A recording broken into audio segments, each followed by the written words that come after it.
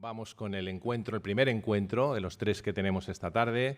Una mesa redonda en torno a la película Maisabel. Me acompañan Koldo, Maisabel a mi izquierda, Koldo a mi derecha y Luis, a los que voy a presentar brevemente de uno en uno y les voy a poner la pelota en juego para que les escuchéis en diferentes formas, porque cada uno prefiere un formato, por eso voy a ir de uno en uno, y les podáis ir haciendo las preguntas que surjan, que estoy seguro que serán muchas, al final de las tres intervenciones, con alguna salvedad que comentaré luego.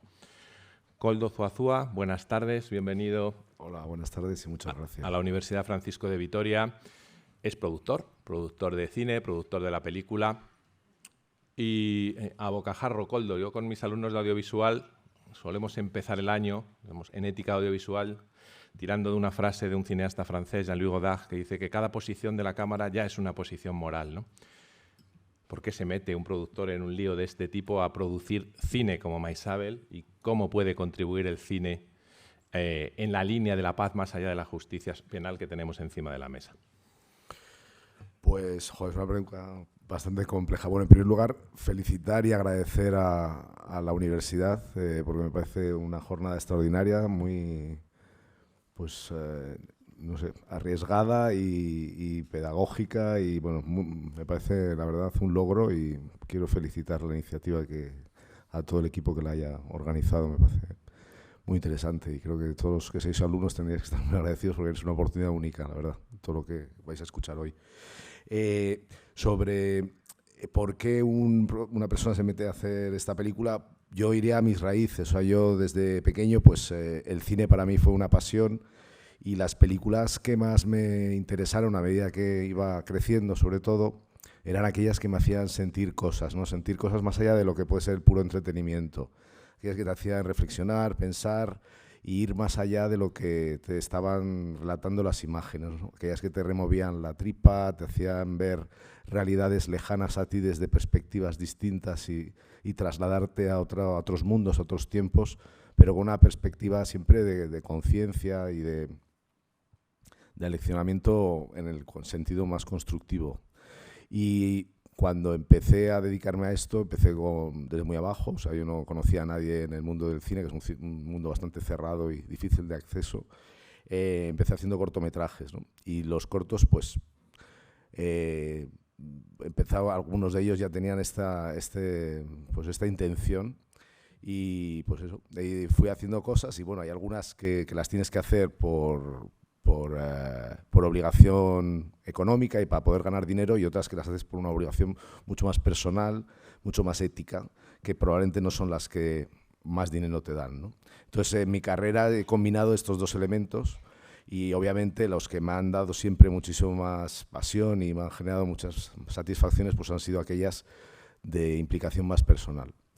Y en el caso de Maisabel, yo soy del País Vasco, crecí pues toda mi infancia y adolescencia la viví durante los años 80 y 90, en años que fueron realmente muy duros allá para la sociedad en general, y vives pues una sociedad muy crispada, muy violenta, muy enfrentada, con mucho dolor, ¿no? Porque conoces gente que está pues en los dos bandos, una sociedad muy polarizada también. Y eso pues al final te forja y te duele. Luego en el año 95-96 me fui a vivir a Italia y luego vine aquí a Madrid y ves el País Vasco ya con cierta distancia, con cierto anhelo y nostalgia, y entonces pues todo aquello que podrías hacer para solucionar pues siempre podía ser interesante, ¿no? Entonces fue en el año 2011 que leí un artículo, estando aquí en Madrid trabajando, en el diario El País, en el que hablaban que habían sucedido unos encuentros restaurativos en la cárcel de Nanclares de la Oca. Y me pareció algo insólito, que en el año 2011, que todavía ETA estaba en activo, la sociedad vasca estaba todavía bastante polarizada, que victimarios y víctimas se encontrasen de una manera absolutamente pues, íntima y solitaria, sin ningún tipo de eco mediático ni político que lo hubiese iniciado o promovido, me pareció algo realmente loable, ¿no? Que en el núcleo del dolor, o sea, quien lo había perpetrado en primera persona y quien lo había recibido en primera persona, hubiesen tenido la iniciativa de encontrarse para solucionarlo. Y me parece como el germen de la conciliación vasca que luego se ha ido desarrollando en la próxima década, ¿no? Que fue algo para mí como germinal. Y me parece que eso tenía que ser contado. O sea, fue una cosa como muy pequeña en el país y no se hizo eco prácticamente en ningún otro medio, ¿no?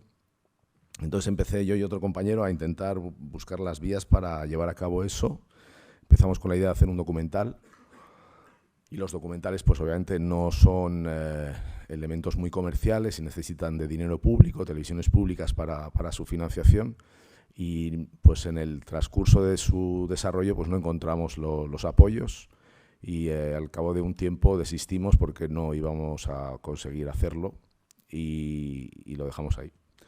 Y entonces, pues de vez en cuando siempre nos venía la idea de poder hacer algo al respecto y vimos una obra de teatro de carácter bastante pues pequeña, o sea, una producción bastante modesta, que relataba un encuentro restaurativo ficcionado. Y nos pareció una cosa muy emocionante. O sea, no habíamos tenido la idea de hacerlo en ficción. O sea, y de repente fue como una especie de, joder, si lo ficcionamos. Entonces empezamos a trabajar con eso, buscar directores, buscar guionistas para desarrollarlo, pero no dábamos con la clave. Y era una cosa bastante complicada de encajar, convencer a la gente. Era un tema que generaba bastante pues, recelo, miedos, desconfianza. No sé, era como que a la gente le daba mucho miedo acercarse al conflicto vasco.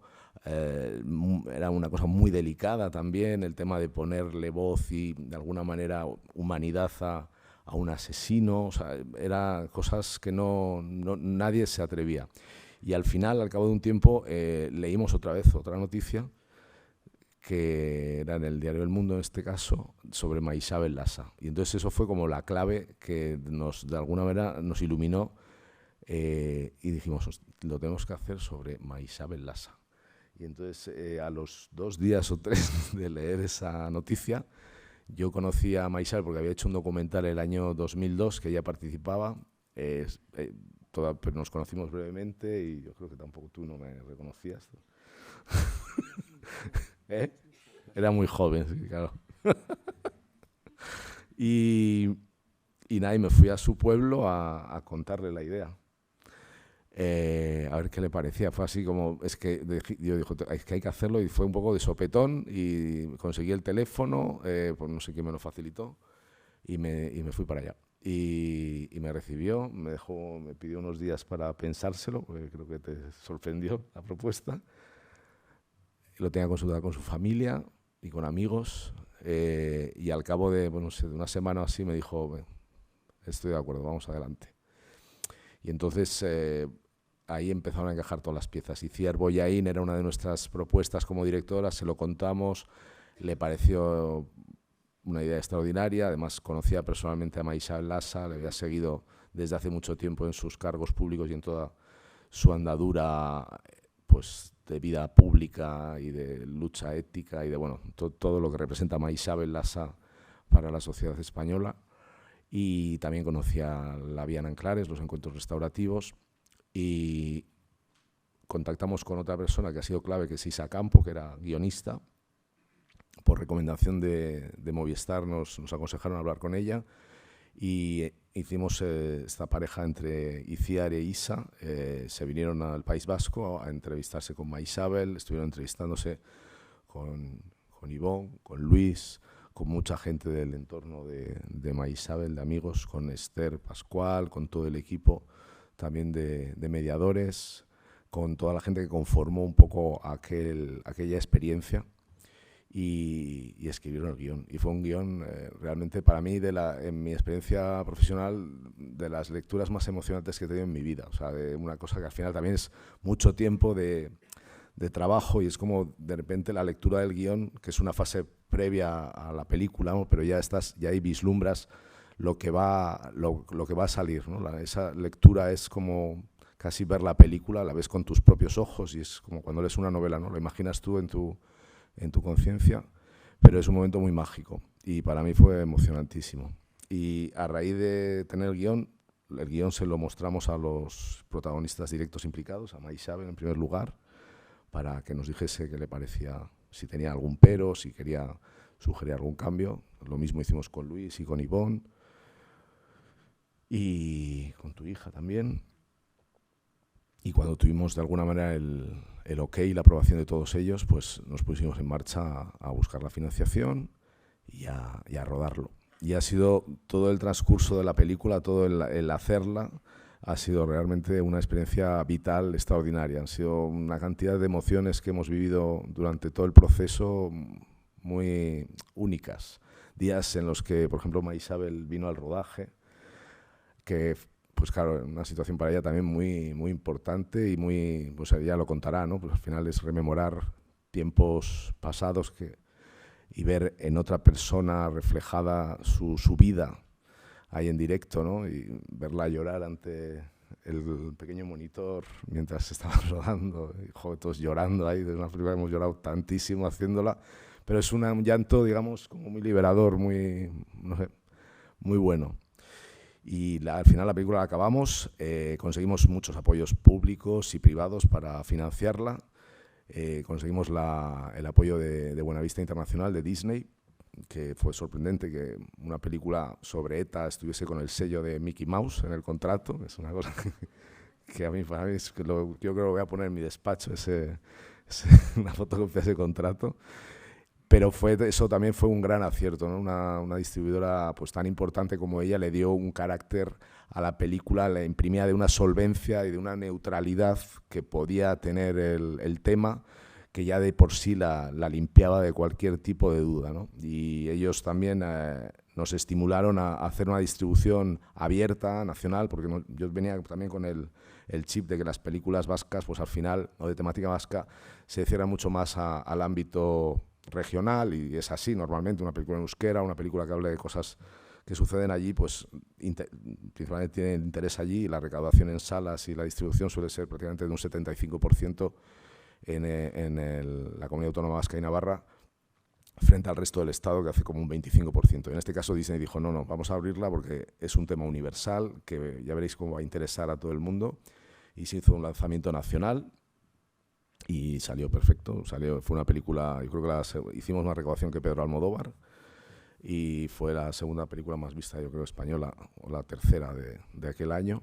Estuvimos en la sección oficial de San Sebastián, luego ha ido a un montón de festivales, fue un evento, tuve un montón de críticas positivas. Uno de los elementos también muy significativos también es que nosotros teníamos mucho miedo con la controversia que podía generar, ¿no? El tema, porque quieras o no, estamos hablando de un tema muy delicado, con todavía muchas heridas abiertas, muchas suspicacias, muchos, pues, formas de haber visto y haber vivido los problemas y la violencia en nuestra sociedad, que pues podían generar pues opiniones muy, muy, muy enfrentadas, y a la película podía ser vista con distintos ojos y generar distintas impresiones. Y paradójicamente, al final, obviamente hubo ciertas críticas, pero no fueron las mayoritarias. La voz mayoritaria fue a nivel mediático, digo, de cierta conciliación, una película que cada parte, hablando de partes ideológicas, la vio desde la perspectiva que la quería ver, y vio cosas positivas en la película más que negativas, ¿no? Entonces, a mí siempre lo digo porque me llama mucho la atención en una película como este tema, haber tenido editoriales o críticas muy buenas en diarios de la izquierda abertzale, que es, digamos, el sector más extremo en el País Vasco, como con diarios más conservadores, como puede ser La Razón o la ABC a nivel nacional, ¿no? Que son casi como polos opuestos, y en los que en una película como esta haya una opinión positiva, me parece como es haber conseguido un objetivo casi inimaginable, ¿no? Y no sé qué más puedo contar. Puntos suspensivos. Muchas gracias. Nada.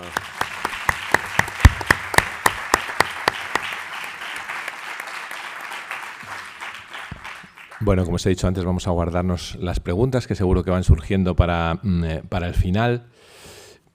Tal vez a alguno, Maisabel, hasta estas jornadas no le sonara demasiado, ¿no? A partir de hoy, si la ha visto, pues va comprobando que es una película, pero es una película no del todo ficción, y no le haya puesto cara hasta ahora más que en el personaje maravillosamente interpretado por Blanca Portillo. Pero Maisabel existe. Maisabel Lasa, bienvenida a la Universidad Francisco de Vitoria. Muchas gracias por tu presencia esta tarde. aquí con nosotros, podíamos presentarla. Su dimensión en la vida pública en los últimos años, como decía Koldo, en España es tan importante.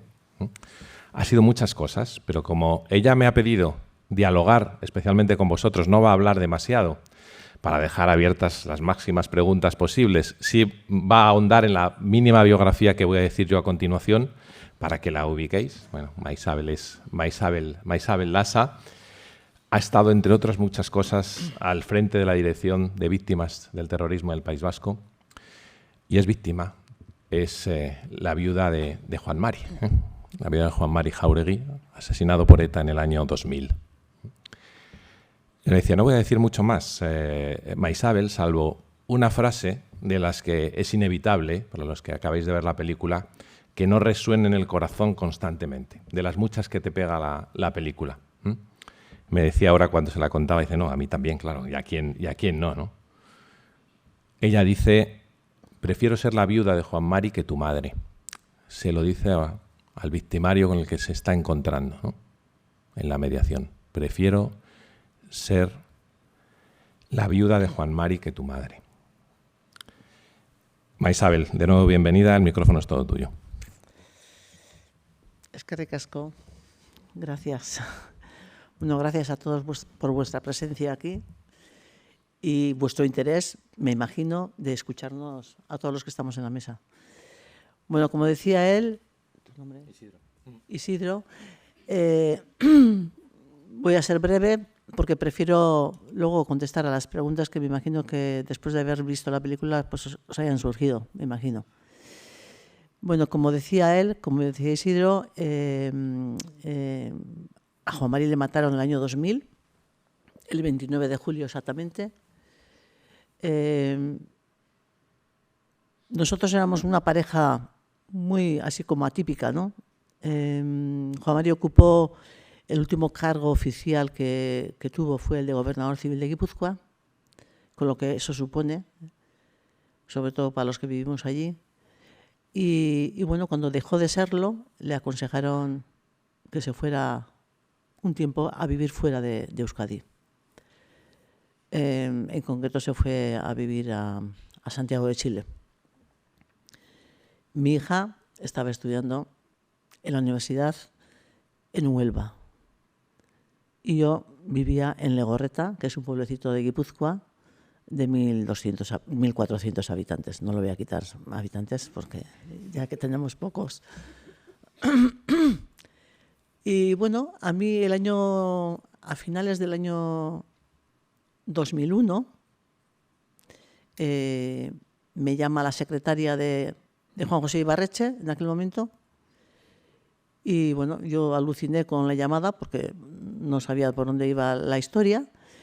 Me invitaron a las dependencias del gobierno vasco allí en San Sebastián, acudí a la cita y nada más y nada menos que me proponían, la intención que tenía Ibarretxe era de abrir una dirección de víctimas de terrorismo en el gobierno vasco, dentro del organigrama del gobierno vasco, y me ofrecían a mí como, pues eso, que fuera la directora de ese organismo, ¿no? Bueno, yo teniendo en cuenta que bueno, no vengo del mundo del nacionalismo, sino que mi recorrido político fue, pues, bueno, primero milité en el Partido Comunista en los años 70 y después, en ese momento, estaba militando en el Partido Socialista. Y me sorprendió la llamada en ese sentido, ¿no? Porque él, viniendo de un partido nacionalista, que me lo propusiesen a mí. La cuestión es que les dije que me dejasen pensar unos días. Yo acudí a mi entorno, a mi familia, a mis amigos más directos, para comentarles la oferta que me había hecho Ibarretxe. Todos me dijeron que sí, que lo podía hacer, y así que me embarqué en la historia esta, ¿no? Los encuentros restaurativos surgen en el año 2011, finales del 2010-2011. Hay que decir que es una propuesta que viene directamente de ellos, de los victimarios, de un grupo de presos de ETA que están en Nanclares y lógicamente esa petición viene a nosotros, la Dirección de Víctimas. Nosotros lo comentamos entre nosotros. Aquí está presente uno de los asesores que participó conmigo en esta dirección, que es Chema Urquijo. Y nos pareció una idea fabulosa. Y bueno, pues dijimos que sí, que estábamos de acuerdo con en hacer esos encuentros restaurativos. Y bueno, fue Esther Pascual la que dirigió un poco los encuentros restaurativos, y me acuerdo que la primera reunión que tuvimos en San Sebastián con un grupo de víctimas de ETA fue con ella, presente allí, y la que de alguna forma nos ayudó a aclarar todas aquellas cuestiones que queríamos que se nos aclarase antes de empezar con estos encuentros, ¿no? Fue un trabajo difícil. Ella tuvo que prepararnos tanto a nosotras como a los victimarios, pero y la verdad es que tampoco sabíamos cómo iban a resultar estos encuentros. Era la primera vez que se hacían a este nivel, me refiero a delitos de terrorismo. Todavía ETA estaba ahí, presente, en nuestro alrededor, pero nosotros pues tuvimos la valentía de poner en marcha estos encuentros, ¿no? Yo me acuerdo de la primera vez que estuve con Luis, que está allí en la otra punta de la mesa, fue el 26 de mayo del año 2011. Él estaba en Anclares y es verdad lo que dice Isidro, ¿no? Después de las presentaciones y de la cantidad de preguntas que le hice yo a Luis, no se trata de entrar en detalles, pero sí que es verdad que después de escucharle y verle cómo estaba, pues es que me salió del alma. Le dije, mira, lo siento mucho, pero prefiero ser la viuda de Juan Mari a ser tu madre. Yo creo que eso le impresionó mucho a él. Y en la primera ocasión que pude de estar con Ibone Zezarreta, que fue otra forma distinta del encuentro, porque con él fue fuera de la cárcel, también al final le dije lo mismo, ¿no? Y como habéis visto en la película, pues eso, al tiempo Ibone me vine diciendo aquello de que se acordaba lo que le dije que prefería ser la viuda, ser su madre. Me dijo que lo entendía perfectamente lo que yo le quería decir, porque a fin de cuentas yo soy madre también, y para una madre me imagino que tiene que ser muy doloroso el saber que su hijo es capaz de matar a alguien, ¿no? A un ser humano. Y él me contestó diciendo que, bueno, que él también hubiera preferido ser Juan Mari a ser su asesino, ¿no? Yo creo que, dicho esto, como decía Isidro antes, prefiero que vosotros seáis los que me preguntéis aquellas cosas que os interesa saber sobre este tema. Y nada.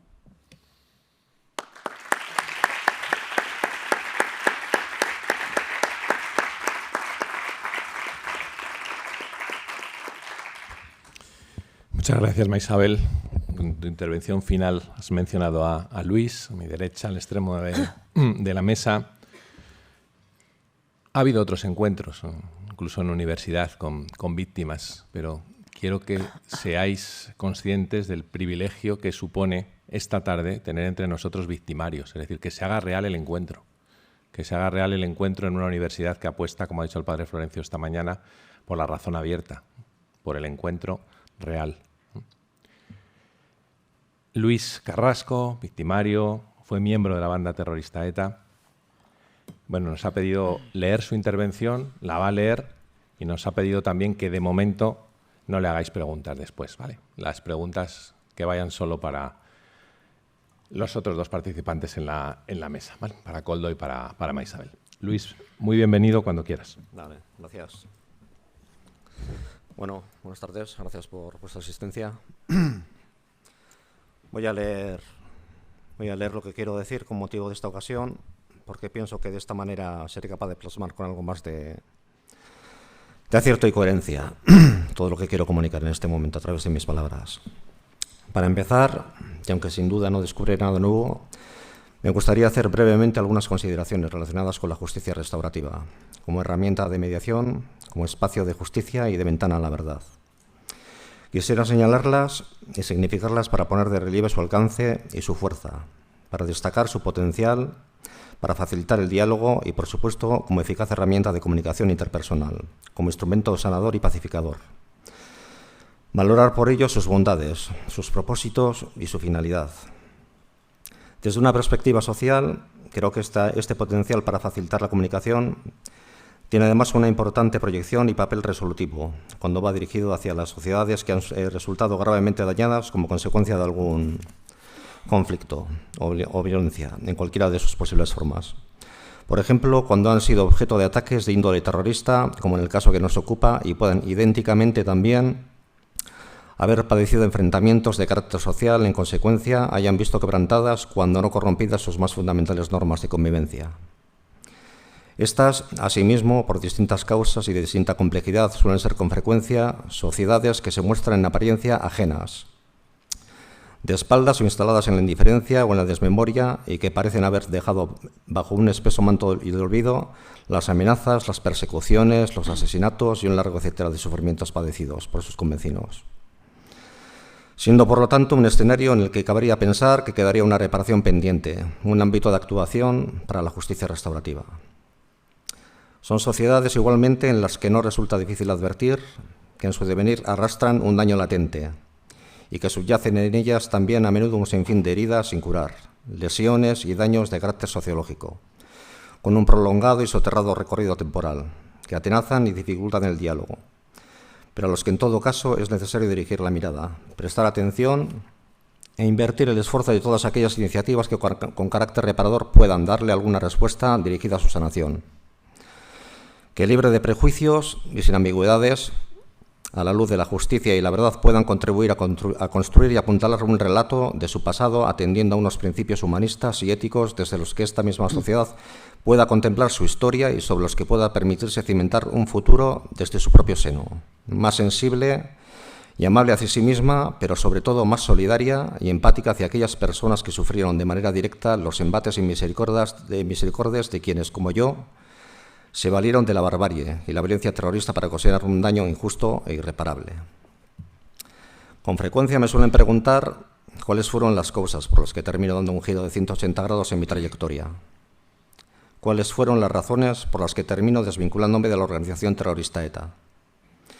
¿Qué lo desencadena y de qué manera se fue fraguando todo ello en mi fuero interno?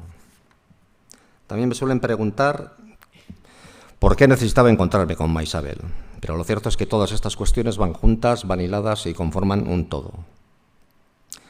El encuentro restaurativo en el que participo con Maisabel me brinda la oportunidad de evaluar y asumir el alcance de mi responsabilidad, así como la de valorar, a través de su testimonio y a luz de esta realidad incontrovertible, la figura que cada cual encarna. Por un lado, la de la víctima inocente, objeto del delito, Juan Mari Jáuregui, y todas las demás inocencias heridas, la de los familiares, la de los amigos, y por otro, la del victimario, autor del asesinato, quien quebranta, quien atropella derechos, es decir, la mía propia.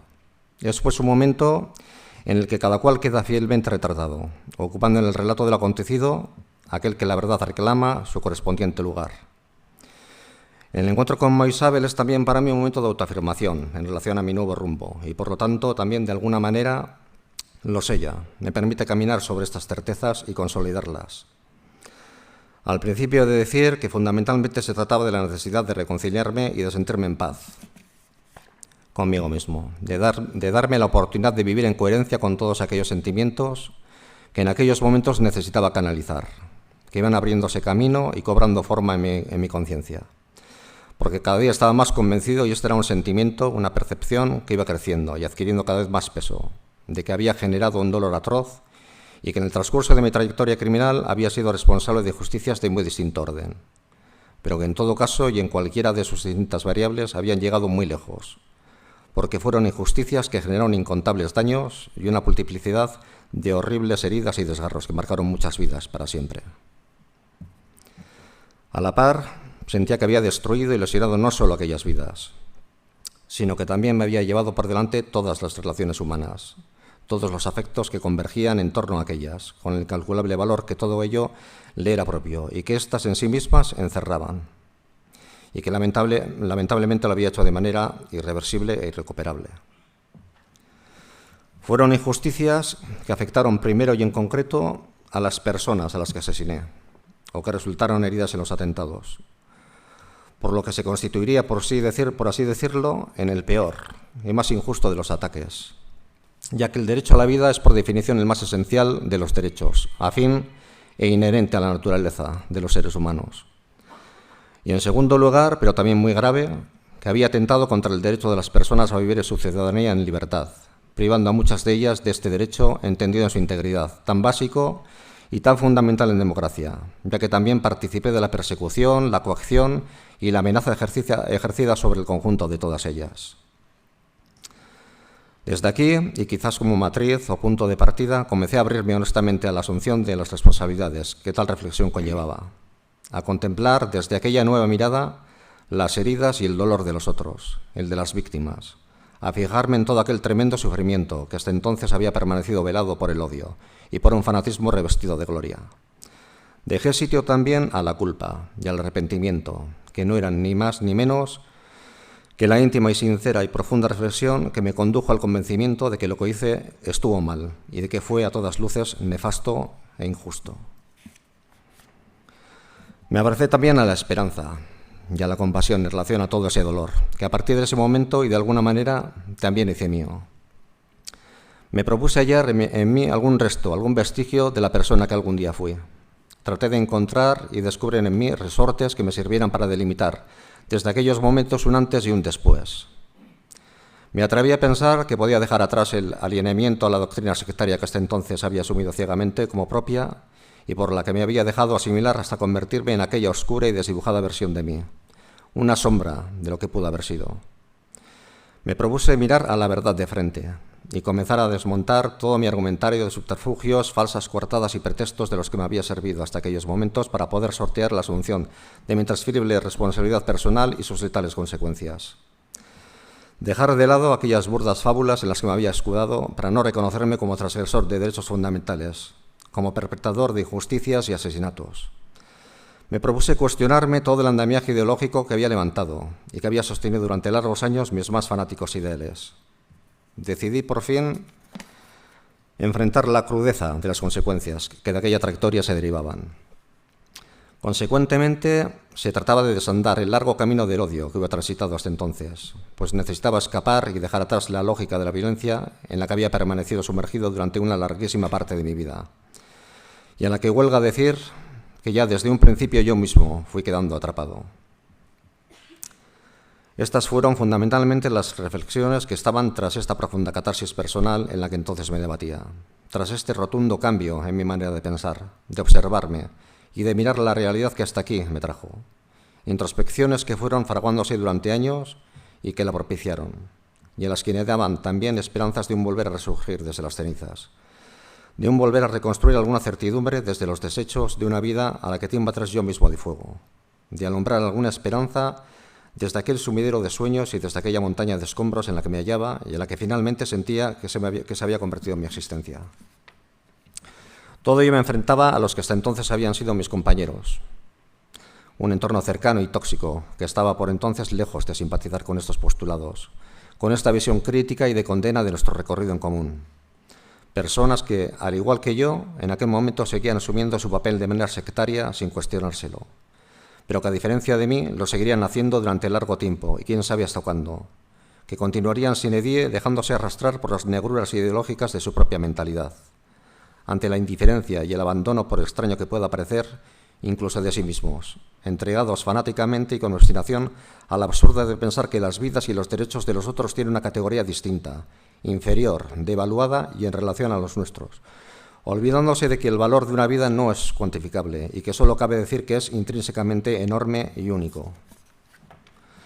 Hay algo que sí que me gustaría también subrayar y recalcar en estas últimas palabras, pues me parecen también especialmente significativas, acerca de la razón por la que necesitaba pedir perdón a Maisabel.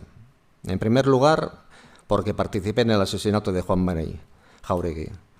la que fue su pareja, y en segundo lugar porque entendía que era de gran importancia pedir perdón, porque pensaba que en este gesto de desagravio, como tal, había una asunción explícita de mi responsabilidad sobre las causas de su sufrimiento, así como por el padecido por toda su familia, un reconocimiento como causante del mismo y un gesto también de carácter empático hacia todos ellos. Gracias por excusarme.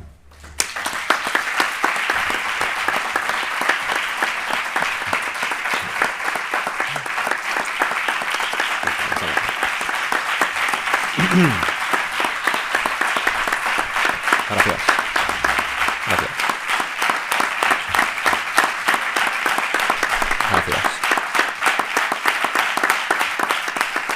Muchas gracias.